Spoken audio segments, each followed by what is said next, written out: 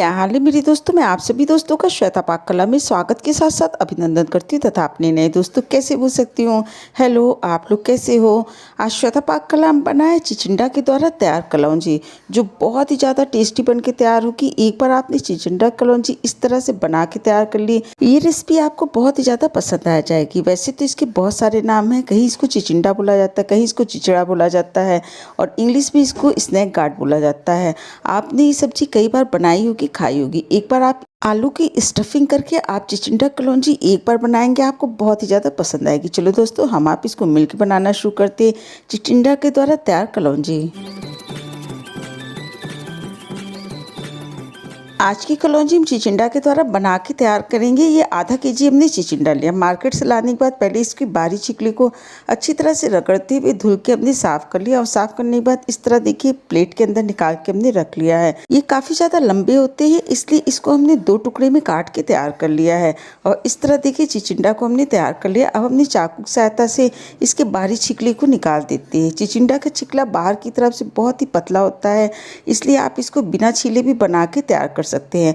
हल्का सा इसको आप इस तरह से खुरच देंगे तो इसका पूरा छिकला निकल जाता है। और इस तरह देखिए एक पीस हमने चिचड़ा को छील के तैयार कर लिया। इसी प्रोसेस के द्वारा बाकी चिचड़े को भी हमने छील के तैयार कर लेना है और इस तरह देखिए सारे पीस को हमने तैयार कर लिया। तैयार करने के बाद इसको अच्छी तरह पानी के द्वारा 2 बार धुल के साफ कर लेते हैं और देखिए चिचिंडा तैयार है। अब इसको हमने पीस में काट के तैयार कर लेना है। हमने लगभग 3 इंच लंबाई इसका पीस रखा है।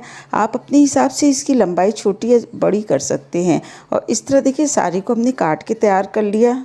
अब इसमें से एक पीस हमने चिचिंडा को लेना है और लेने के बाद बीच में से इसमें कट कर देते हैं।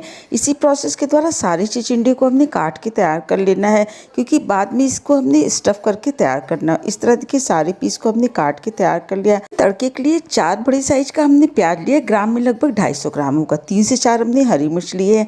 तीखा आप अपने स्वाद के अनुसार कम या ज़्यादा कर सकते हैं। और 4 हमने उबले हुए आलू लिए हैं, जिसको उबाल के हल्का सा मैश करके तैयार कर लिया।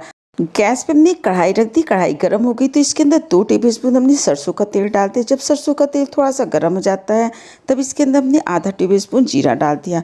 कुछ सेकंड जीरा को भुनने के बाद इसके अंदर हरी मिर्च और प्याज को जो हमने काट के रखा है पूरे को इसके अंदर डाल देते हैं। डालने के बाद चलाते हुए इसको हमने भून के तैयार कर लेना है। बहुत ज़्यादा तेल मत डालिएगा, क्योंकि बाद में हमने इसको स्टफ़ करके तैयार करना है। और इस तरह देखिए भुनते हुए लगभग 4 मिनट हो गया। अब इसके अंदर हमने अदरक लहसुन का पेस्ट डाल दिया। आप चाहें तो अदरक लहसुन को काट के भी छोटे टुकड़े भी इसके अंदर डाल सकते हैं। इसको भी अच्छी तरह से मिला दिया और मिलाने के बाद इसके अंदर हमने स्वाद के अनुसार आधा टेबलस्पून नमक को डाल दिया। नमक को भी अच्छी तरह से मिला देते हैं और 2 मिनट तक इसको और भून के तैयार कर लिए। इसके अंदर हमने 2 टेबलस्पून अचारी मसाला डाल दिया। आप चाहें तो इसके अंदर धनिया डाल लीजिए या फिर गरम मसाला, जीरा पाउडर वगैरह। अचारी मसाला सौंफ, धनिया, जीरा, मंगरेल और अजवाइन के द्वारा बन के तैयार होता है। आधा टेबलस्पून इसके अंदर हमने आमचूर पाउडर डाल दिया और थोड़ा सा इसके अंदर हमने गरम मसाला डाल दिया। इनको हमने अच्छी तरह से मिला देना है। मिलाने के बाद जो हमने 4 उबले हुए आलू मैश करके रखे थे, पूरे आलू को भी इसके अंदर डाल देते हैं। डाल के इन मसालों के साथ आलू को हमने मिला के तैयार कर लेना है। हमने इसके अंदर धनिया पत्ता डाल दिया, जो डंठल के साथ काट के तैयार किया था। इस तरह इसको भी डाल के अच्छी तरह से आलू के साथ मिला के तैयार कर लेते हैं। इसके नमक को चेक कर लीजिए। अगर आपको लगता है नमक कम है तो आप इसके अंदर थोड़ी सी नमक को और डाल दीजिए। मुझे कम लगा, इसलिए हमने इसके अंदर नमक को डाल के अच्छी तरह से मिला दिया। गैस की फ्लेम को बंद कर दिया। खटास के लिए आप इसके अंदर आमचूर पाउडर डाल सकते हैं। इमली का पल्प डाल लीजिए, फिर नींबू डाल लीजिए। हमने इसके अंदर आमचूर पाउडर का उपयोग किया था। और इस तरह देखिए प्लेट में रख देते हैं और रखने के बाद 10 मिनट इसको ऐसे ही छोड़ देते हैं। 10 मिनट बाद इसकी कलौंजी बनाना शुरू करते हैं। एक पीस हमने चिचिंडा को लिया और इसके अंदर थोड़े से आलू को भर देते हैं। चारों तरफ से इसको दबाते हुए हमने भर के तैयार करना है।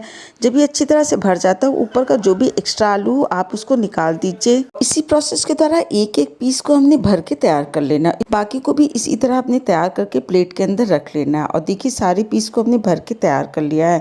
गैस पे एक पैन रख देते हैं। पैन गर्म हो गया। इसके अंदर लगभग 2 से 3 टेबलस्पून सरसों का तेल डाल दिए। हमने कलौंजी को रख देना है। जिधर से हमने आलू को भर के रखा है वो ऊपर की तरफ रहेगा और चिचिंडा वाला हिस्सा नीचे रहेगा। जितने पीस इसके अंदर आते हैं उतना इसके अंदर हमने भर दिया।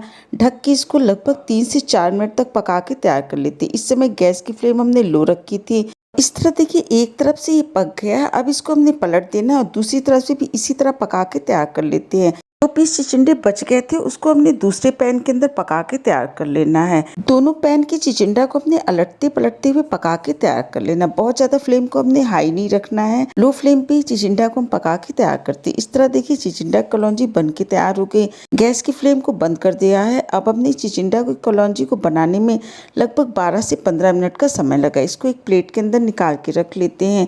आप इसको पराठा, रोटी या फिर दाल चावल के साथ खाना पसंद करेंगे। दोनों के साथ इसका स्वाद बहुत अच्छा आता है। अगर आपको मेरी रेसिपी अच्छी लगती, वीडियो पसंद आती है तो इसे लाइक करिए, शेयर करिए, सब्सक्राइब करना बिल्कुल नहीं भूलिए। मुझे कमेंट करके बताइएगा इस तरह आपने चिचिंडा कलौंजी बनाई तो आपको कैसी लगी।